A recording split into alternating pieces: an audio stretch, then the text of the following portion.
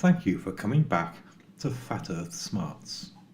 So, you've gotten yourself over the initial bump that is Flat Earth, and as you've already seen, there are more questions. So, put your questions to one side for a moment. Flat Earth is not an open and shut case. If it were, you'd have found your answers and would now be happily exploring some other fact of life. Flat Earth is, to some extent, a unique subject. It is also a massive subject that reaches across so many things in this world. If you're looking to find answers that are in any way related to the shape of the Earth, each question starts with a hurdle. How do you ask somebody how the moon works if they think you live on a ball? You'll get the stock answer that it reflects sunlight, and are likely to get little more than that unless you add that you also think the Earth is flat too. So you have to explain your flat Earth thing first then. Provided you don't send people scurrying for cover, you might get a better answer to your moon question. The alternative, and this seems to be the preferred alternative, is to seek all your new flat Earth related answers from other flat earthers.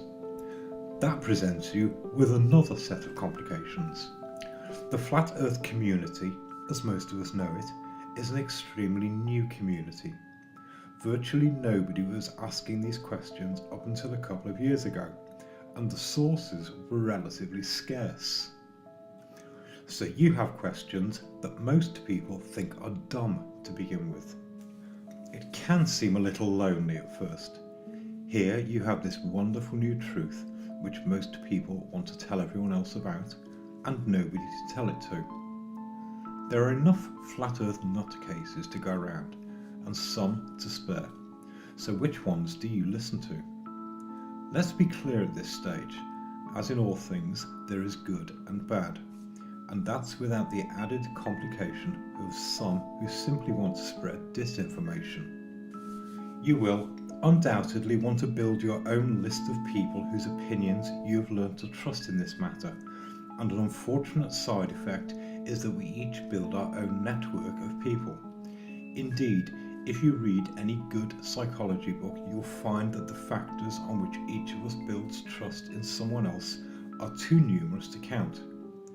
But I would like to pull one thread from that particular garment, that different personalities can be harmonious or they can be troubled, and there's no quick fix by which to get through them. And so you will have to wade through them all for yourself and decide whose opinion you value. And please don't make the mistake of thinking that you can get the full measure of someone by watching them on YouTube. Remember, politicians have crafted selling a personality into a fine art. And the good guys have bad days too. For some reason, Flat Earth has been co-opted into the truth movement, whatever that may be, and with it, people have attached a whole range of attributes and expect everyone to suddenly adopt them without question. Deciding that the Earth is flat does not instantly make you into an honest and upright citizen of the world, although it is granted that most flat earthers can smell the proverbial bull a mile away and don't care to smell it for long. In short, I'm sure there are some liars, murderers, psychopaths, and other dysfunctional personalities who think the world is flat too. One of the more unique qualities of the flat earthers is that they are not intent in finding a leader. The flat earth community, for want of a better phrase, is somewhat organic. Flat Earth does not have a head office or headquarters where great directives are issued and complied with. Where you go, and more particularly whose advice you choose to hear, is entirely up to you. Individual reactions range from a non-committal "so what, the Earth is flat" to a more boisterous "get your pitchforks and let's go and burn some space agencies down." Neither will achieve solid results in the long run. As I've said a couple of times, in the first instance, you don't need to go and do anything. Take your time and see who goes where. It's not for any of us to be concerned about who is sleeping with whom, and it's not for us to put anyone in charge of this.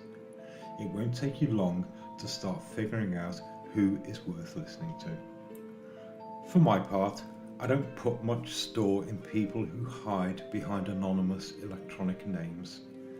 If you put your trust in the arrangement of a few pixels on a screen, you are likely to gather nothing more than a few dots. Yes, this subject does engender a somewhat conspiratorial mindset, but against that, the only alternative is complete anonymity, which is as bad, if not worse. Some prefer to take the opposing view. In other words, they loudly proclaim themselves and all their worth, and expect instant recognition, and, while they can occasionally be a little tiring, I am inclined to give them a little more credibility. Yes, some have chosen to build themselves a career in the flat earth community. It's not for us to oppose or endorse them one way or another. There's nothing wrong in making a living doing something you enjoy, and in the right place, they also attract others and bring good things together. So take something from their success. After all, what's to stop you doing the same thing? In the final analysis, I'm inclined to put a little more store in those who are open and generally accessible. Some of the more recognisable names have been more than open about how you can get in touch with them, and while some have done nothing more than give a few contact details, others have been more than prepared to respond and should be appreciated for their time and effort.